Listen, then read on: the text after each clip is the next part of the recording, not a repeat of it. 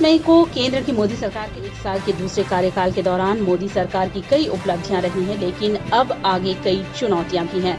Corona संकट में गिर रही अर्थव्यवस्था, मजदूरों के पलायन की समस्या गंभीर बनी हुई है। स्कूल, कॉलेज, उद्योग धंधे, बाजार सभी बंद हैं। 61 दिनों बाद हवाई यात्रा शुरू हुई है। रोजगार के अवसर बिल्कुल बंद हो गए हैं। यह मोदी सरकार की बड़ी चुनौतियों में से एक है। देश में लॉकडाउन लगा दिया और कहा कि जान है तो जहान है, लेकिन अब ये आंकड़ा 1.5 लाख पार कर गया है। हर रोज मौतों का आंकड़ा बढ़ रहा है, हर रोज संक्रमण का आंकड़ा बढ़ रहा है और हर बढ़ता लॉकडाउन अर्थव्यवस्था के साथ ही देश की नींव को भी खोखला कर रहा है। 20 लाख करोड़ का राहत पैकेज भी दे चुकी है, लेकिन इससे भी कोरोना का असर कम होता नहीं दिख रहा है।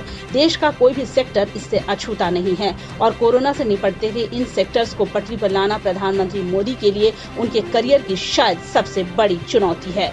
प्रधानमंत्री नरेंद्र मोदी जब अपने कार्यकाल के अंतिम दिनों में थे, तब से ही देश की अर्थव्यवस्था पटरी से उतरनी शुरू हो चुकी थी।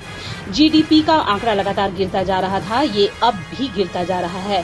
पहले विदेशी एजेंसीज जैसे मूडीज और विश्व बैंक ने भारत की जीडीपी को लेकर अनुमान जाहिर किए थे।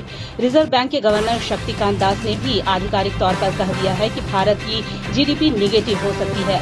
औद्योगिक उत्पादन ठप पड़ा है, राजकोषीय घाटा बढ़ता जा रहा है, खुदरा महंगाई दर बढ़ती जा रही है, लोगों के पास पैसे खत्म होते जा रहे हैं और लोग खर्च करने से बच रहे हैं। 2014 में नरेंद्र मोदी के नेतृत्व में बीजेपी चुनाव प्रचार कर रही थी, तो उसके घोषणा पत्र में रोजगार एक अहम था। सरकार बनी और फिर विपक्ष ने रोजगार के आंकड़ों पर मोदी सरकार को घेरना शुरू कर दिया।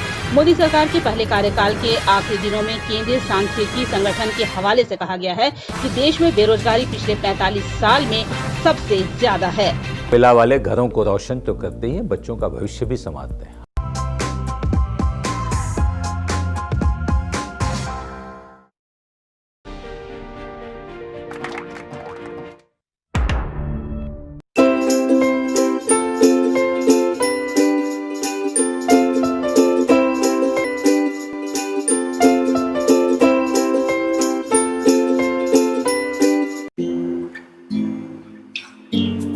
हर घर चुपचाप से ये कहता है, अच्छा लगता है जब सब कोई अंदर रहता है। Stay home, stay safe, Asian paints.